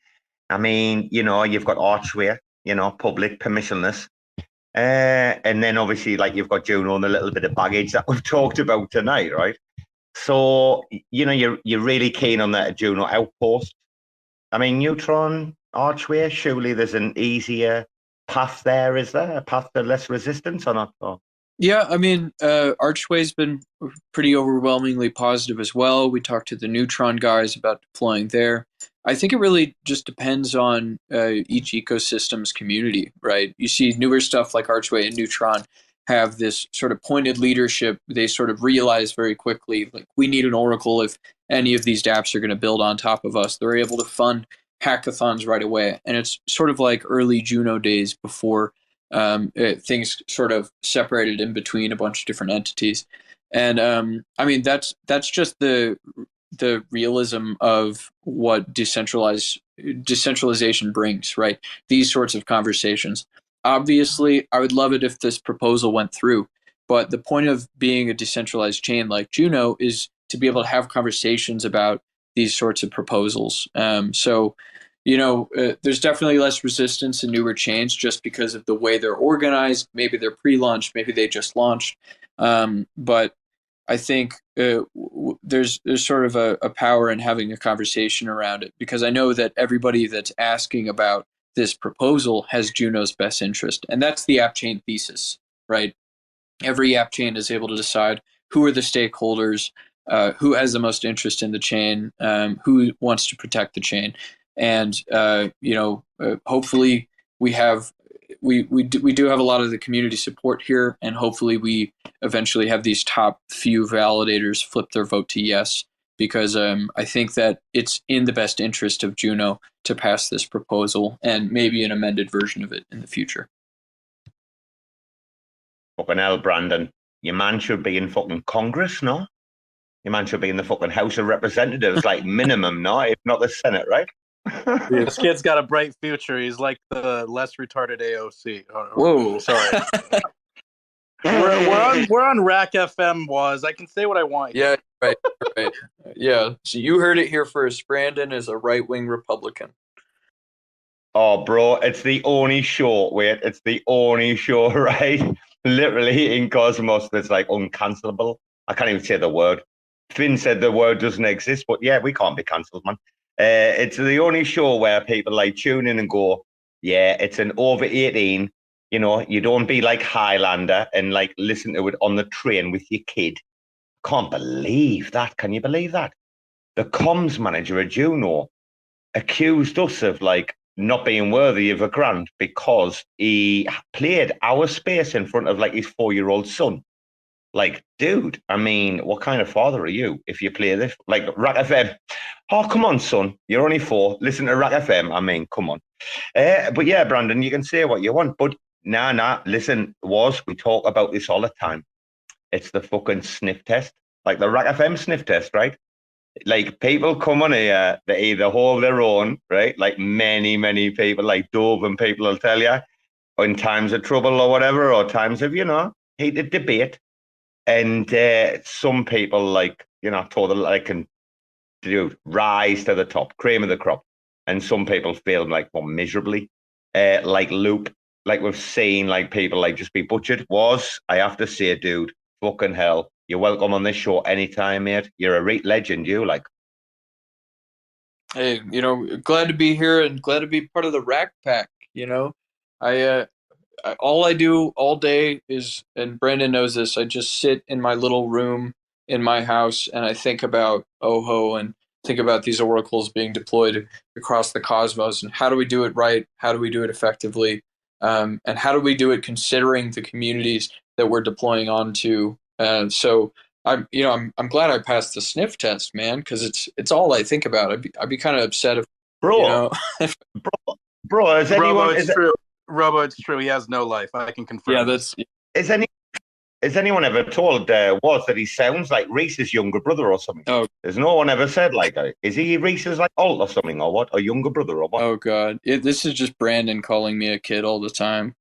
It's not, dude. I'm only pulling your leg, dude.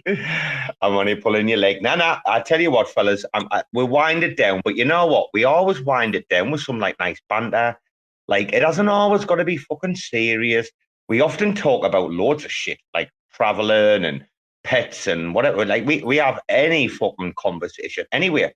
It's early morning for you, was it? Well, it was. It was. It was. It was 9 o'clock was for you, right? Oh. Do you like a nice coffee, was or not? Yeah. Are you a coffee fan? Get a little coffee in the morning. Get one of those Keurigs with the reusable cups. Pour myself a nice cup of Joe, and then after this I might hit the gym. Gotta be fit body mind, Have you had a weasel coffee before? Have you had a weasel coffee? Or not? What's a weasel coffee? Well, if you know about the coffee in South America, where they feed it like the cat, like it's a mink type of cat anyway. It's the most expensive coffee in the world, The enzymes go to work on the coffee bean and then the mink like shits it out. But in Southeast Asia, we haven't got these expensive like cats that they've got in South America, so we use weasels. Huh. So you haven't had a weasel coffee, bro? No? Is this it's weasel poop coffee? Is that what this is? Kinda like so. What happens is the like foie gras, where they stuff the grain down the like duck's neck or the goose's neck. Basically, they do that with like weasels, and they make this weasel coffee, and basically the enzymes like go to work and like super brew the coffee for you. It's a quite a how shall I say this? Quite a pastime of RAC FM to send people a box of weasel coffee. Oh, no way. Yeah. Yeah, I believe that. Is that for people you like or for people you don't like? Holy bro, I tell you what, it's pungent. I'm not kidding you. It's the most pungent coffee. Like people will say like, what's it like, right? And like the taste, like you can't really like accentuate the taste, like you cannot describe it at all whatsoever, right? But I'm telling you, the smell that never leaves you, bro. You wake up sometimes in the morning and you go, oh, I can smell it again. It's like 10 years since I drunk it and I can smell it. Imagine the smell. Oh. Oh, talking about imagine the smell. Tomorrow night we have Dove and Carter on. Brandon was, you'll have to catch like a replay if you're busy in meetings or something. You'll have to catch up with that. But I heard you. I mean, guys, I know it's late. For me, it is. It's nearly 1 o'clock anyway. I'm teaching at 8. I'm fine though. Very quickly, I heard you mention Coogee earlier, so I can imagine like you guys, like the overall bigger like organization, like with Umi, blah blah, and like Coogee, just like the kind of Desians that you are. Like I can imagine that you guys could get on so well. Like I heard a couple of mentions about Coogee earlier with the Oracles. Is that right? Yeah, we know the Coogee guys. We've got an open channel with them. They've forked over some of our Oracle tech to power their stable coins on Kujira and to power a couple of their dApps on top. What we really like long term is for them to use Oho as their Oracle. Obviously they have specific needs, and we love to meet those needs and work with those guys a little bit deeper. But we know the Coogee guys. We haven't partied with them or anything like Brandon likes to do. But I'm sure we'll get there at Awesome Wasm in Berlin. We don't want the Coogee team to die. Okay. Yeah. We want to keep them safe, and then after they get successful, then we'll party with them. There you go. You're right. You're right, dude. Yeah. Brandon gets a little on the wild side, Oh, he doesn't get as wild as Luke, though, does he? Hey, he doesn't he doesn't end up living on the streets of fucking Medellin for fucking 6 months trying to fucking build some other fucking shit. Robo, I could tell you some stories about Medellin. Yeah, you'd be surprised, man. Like, we did our whole leverage launch while at Cosmoverse and because we kind of view these crypto conferences because we're 100% remote, so we save all that cost in office space and all that shit. But it's good to work in person every once in a while, so we use crypto conferences as an excuse to like get together and actually do work. But then obviously there's the parties after and everything. So, but like Medellin, we launched, we did our whole mainnet upgrade for leverage that week, dealt with like 3 chain halts back to back, and we're working like 18 hours a day and then going out in Medellin at night. It was crazy. Oh, bro, your reputation precedes you. I'm telling you. That's why I said earlier about the Umi team. Like, trust me, everyone I've ever spoken to, they're just like absolute chads. Absolute chads. Like, you know what, though? That Medellin thing, and, you know, I'm not going to be disparaging. Let's be honest. It didn't get off to the best start, right? And by that, I mean, you know, it was a nice setting, you know, a nice environment, blah, blah.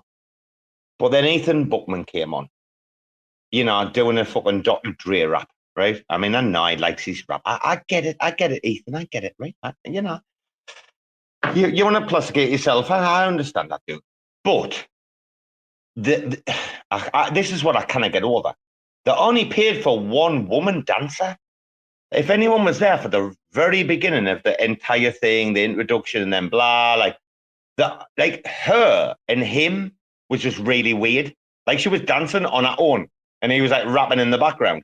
Like, if they'd had two, I said this, if they'd had 2 dancers synchronicity, like either side of them or something, like doing the moves, fantastic, great. But because there was this like one like woman in front of him, like that, like, bro, from that minute, I didn't take that show seriously until Nick White came on from Celestia, and then he did that piss take rap of Ethan, and he's like, "I'm in the Mercedes with Zachy and Jackie and blah blah blah." Like that was the highlight of that conference for me. Like, I didn't know about Medellin, but I've heard many stories that it was. Maybe you were the only team working, Umi. Were you the only team working there? Were you? Yeah, we were. Well, we had other teams helping us too, though. Like, big shout out to like Marco at where's he at? Interchain GmbH, product owner in the SDK and all that. He helped us out a lot.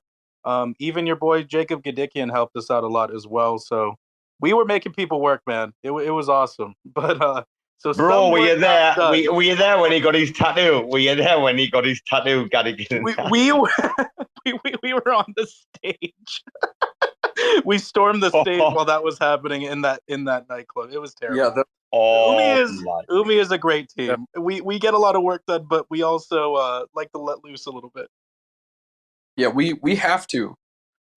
Me and Brandon talk about it. We're like, yeah, we need to just see everybody and have a good time, or else it's all just, you know, work. Because we build a lot of stuff, right? Like, Umi's always shipping, Oho's always shipping, Taboo's coming out. We've got all these projects, and the guys need to chill out sometimes. You know, everybody's got to have a good time. And honestly, it's been great for team building too. I mean, I don't know if certain people would have stayed as long as they did if not for conferences like that, where, you know, Brandon's twerking on stage in front of 20,000 people. Bro, you know what a lot of people don't realize is that certain high pressure jobs need an outlet like that. And the only thing I can compare it to is like high level sales. Like, if you're like working like in high level, like, you know, mobile business account sales, you've got a few million running through your accounts every month, you know, you've got like VIPs, like, trust me, you know, when the time comes, you know that, you know, Friday, everyone's going out for an expensive dinner, like you're going to have good drinks, blah, blah, because it's the only fucking thing. It's sometimes, like, when the work gets that difficult, that, like, that release valve, that pressure valve is the only thing that keeps you going through the dark times. Because, I mean, Brandon, you know, sitting in a fucking room and wherever you're on, your office, in your house, or what, like, coding all day long, like 12, 14, 16 hours, dude, I mean, it becomes lonely. Like, it's not a good existence, right? I mean, you need shit like that, right? Well, yeah, like, remote work, dude, is like, so I was at Amazon before I joined Umi, and like, that was like my first foray into like remote work. And like, ever since the pandemic, right? Like, I think a lot of people work remote, especially like in software and stuff. And it can be pretty lonely, man. Like, I'm in LA, so it's like I'm like the only tech guy in LA. I feel like sometimes, you know. and Waz is in Vegas. Half my team is in Europe. The other half is in either Asia or South America. So it's like we don't get to see each other very much. So yeah, when we do, obviously it's fun to get loose and have a couple beers. Yeah, I mean the way I talk to my team about it is like every day is Oho's most important day of existence. Like every day, Oho is growing and developing, and there's more and more eyes on it. More people are getting involved. So every day is the most stressful day of my life, which is insane. So we definitely need it quite a bit. Yeah, it sounds unhealthy now that we're saying it out loud. Yeah. It's sustainable though. It's okay. Oh, was I could put you in my fucking shoebox. I don't know. Do you know about the shoebox story or not? No, tell me about the shoebox story. I want to. Oh well, I once got carried away with Rama when he was like just the best like chain sniper in the world, and when he was my friend at one time, And like I made this quip about like I keep him like in a shoebox under my bed to protect him. Like I have 5 of the most dangerous dogs in the world. Like that's a fact, by the way. Yeah. And like so, like I like Rama, like he's like he just Brandon. What I'm trying to say to you, Brandon, is this dude. He's Brandon. Roll this motherfucker up in cotton wool, right? Like protect your man, take care of him, right? He's a fucking star in the making, no? I'm telling you, man. He's coming up, man. I think you're gonna hear a lot about Oho, and I think obviously Waz. We love our Waz, right? I mean, with a name like that, how can he not be successful in tech, right? I know. It'd almost be kind of embarrassing if I didn't work in tech. I mean, you're always going to be the second most famous Waz at best. So I hope you get number 2. No, man. my life goal is to be number 1. That's what's driving everything. Is I want to be the number 1 Waz. The good thing is you're young enough to outlive the other one and his legacy. So hopefully when you're 80, you got it, man. Yeah, man. Or you know what? Or we could just kill him. It'd be fine. Okay, now we've gone full rack. we promised the team we wouldn't go full rack. Yeah, fine. Don't worry. I'm getting DMs from Finn. Finn's like, wind it down, Robo, wind it down. We're on the 2-hour mark. That's why. Listen, guys, I'm not shitting you. What a fucking night. Like, we all have the team. I really enjoyed ourselves. I knew what was going to happen and it's lovely to speak to you for the first time. In the future, blah, blah, whatever happens, didn't hold back to like reach out and say, hey, something's happening, or we're going to drop a prop or this or that. Let's put up a show. Guys, we're here for you, right? There's always going to be a voice here for you, right? Right on, man. I appreciate that. We'll definitely be reaching out. And likewise, if you ever have any criticisms or anything that we're doing, just hit us up, man, because we're not opposed to the criticism or the helpful feedback or anything like that. Just help us out. Gelato, RIZBE, I want to shout you out. I mean, obviously, I appreciate you coming on here and giving all your feedback, man. It's helpful. And it's good to know these things because a lot of times, like, the shit just devolves into drama. Everyone's yelling at each other. But I think this has been super productive, and I think we got a path forward. Oh, for sure. I mean, yeah.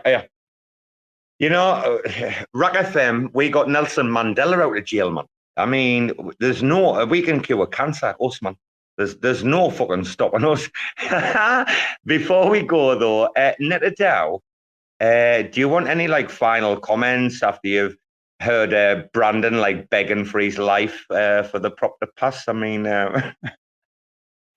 Neta, any words? Oh, he's silent.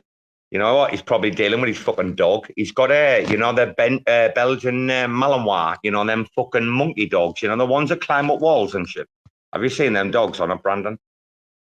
Have you seen the dogs on it that climb up walls? No, but that sounds fucking terrifying. It's on Joe Rogan. Like, Joe Rogan's had loads of, like, clips of them and stuff. The Belgian, it's the army, like, all over the world. The army's, like, favorite dog. Like, it's, like, in Afghanistan and that.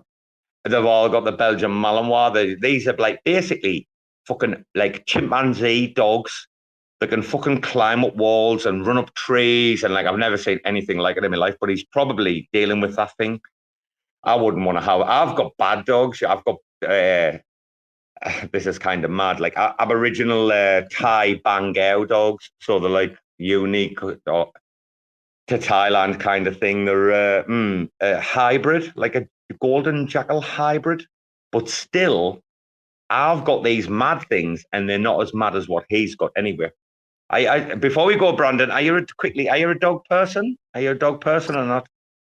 Yeah, I'm sitting next to mine, but I'm from LA, so I'm a different style of dog. I got a Frenchie. Oh, dude, they're lovely. French bulldog, yeah. Yeah, a little fucker. I mean, your woman. He thinks he's a pit bull sometimes, but he's real small. Your woman next door's got one next door to me. She's got I think she's got like 4 or 5 dogs or something, right? She's got like a couple of chihuahuas. The Frenchie, when she opens a gate, because she's like a little nursery, she has it looks after the kids during the day. Fucking hell, when she opens a gate, man, the little fella, he runs straight out here, and he knows these two are here. They're like 10 times his size or something, and he fucking tries to get under the gate at them. Them Frenchies, man, they'll fuck you up if you give them an opportunity, like, dude. Dude, they're aggressive. They should be part of the Cosmos ecosystem because they would love to start some shit too. Dude, did you have any problems? Quickly, did you have any problems toilet training? Because your woman next door was kicking off. Like, she was like, "Oh, this little cunt!" Like, she couldn't toilet train her for love.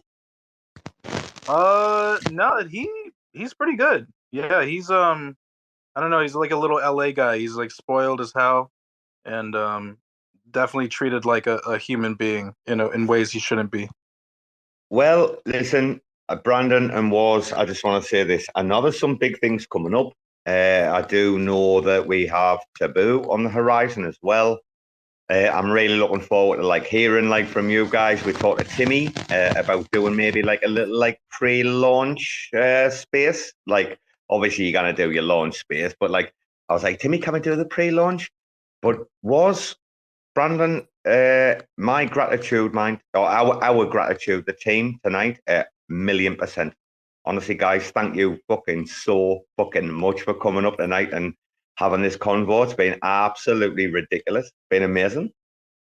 Hey, again, thanks for having us. We're always open ears, and we want to just be the best oracle for Cosmos that we can be. That's all we want. So this is the start of those conversations. Oh, the best oracle Cosmos can have or deserves. Brandon, any final comment on that before we go? Yeah, pass this prop or have fun staying poracle. No, I'm just kidding. No, let's just let's work together. We like to crack jokes, we like to shit talk, but at the end of the day, we're just trying to make Cosmos better. Someone's got to do it, man, because there's a lot of fighting. Someone's got to build out this shit so everyone can win. So I think Oho's doing that, and I think you guys obviously want that. So let's do it. Savage, bro. Right to the point. Absolutely savage. Right, guys, let's wind it down. We've been almost like 2 hours in the making. We did have a bit of problem at the beginning. I'd love to thank RISBE, Neta DAO for coming up and speaking. Everybody that joined in, thank you, Bruce, for coming up and speaking to us earlier, and obviously Finn. Guys, this will be recorded. Finn's edit will be far better than the Spaces recording. So like we always say, I highly suggest that you do not listen to this replay on Twitter. You wait for Terra Spaces. You can go to racfm.org. Literally, that's it, racfm.org. Click it in. You'll see all the shows. This will be up pretty soon.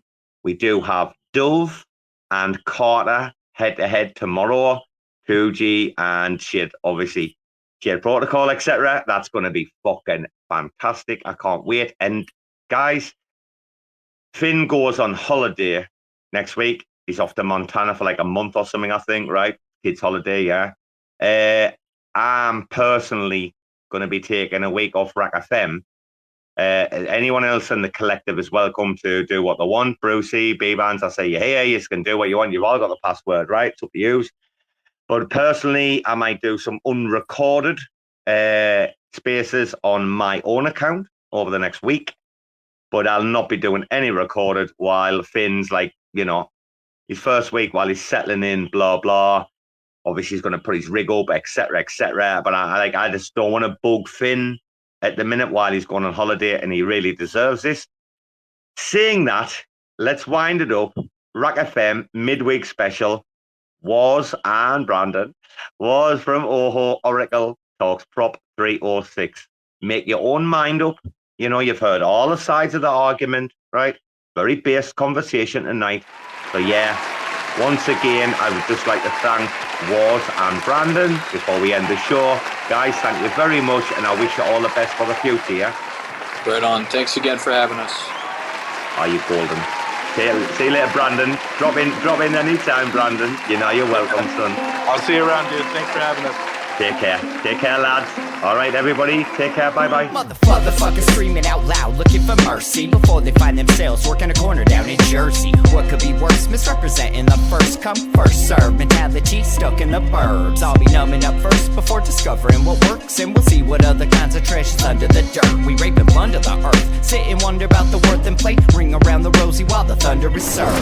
Motherfuckers walking around here looking faceless, trying to make a living selling friendship bracelets. Dead ends dragging out the max amount of payments. Red down days got them acting all bankless. Yo fam, what? Check these tokenomics. They probing this bear, flexing broken honest. I had to lay my soul down, I'm just roasting nodders. And then to end a long day, 11 bowls of chronic. Never known to politic, I was born to frolic. It's been my policy to pollinate all over the plot. We got a lot of apologists jumping in at the top. We like to measure their velocity before they hit rock bottom. Over impossible loss, it's all moss, and I'm liking the odds. Fondue in the morning, forming mycological bonds. Flick the cap, yo, the road is highly involved. Flip a coin, diary evolve. Motherfuckers screaming out loud, looking for mercy before they find themselves working a corner down in Jersey. What could be worse? Misrepresenting the first come, first serve mentality stuck in the burbs. I'll be numbing up first before discovering what works, and we'll see what other kinds of treasures under the dirt. We rape and plunder the earth, sit and wonder about the worth and play. Ring around the rosy while the thunder is served.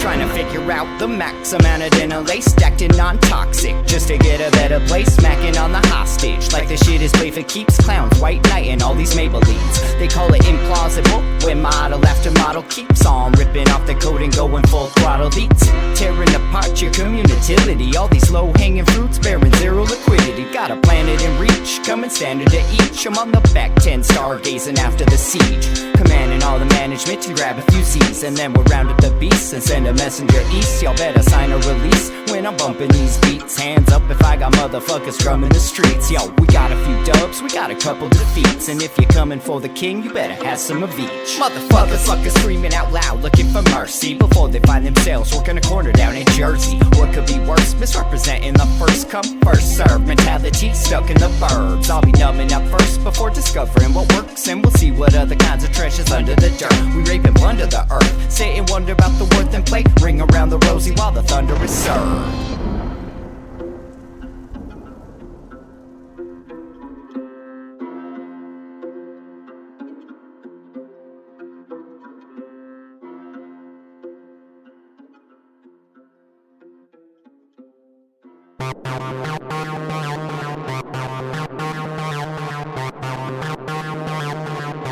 TerraSpaces.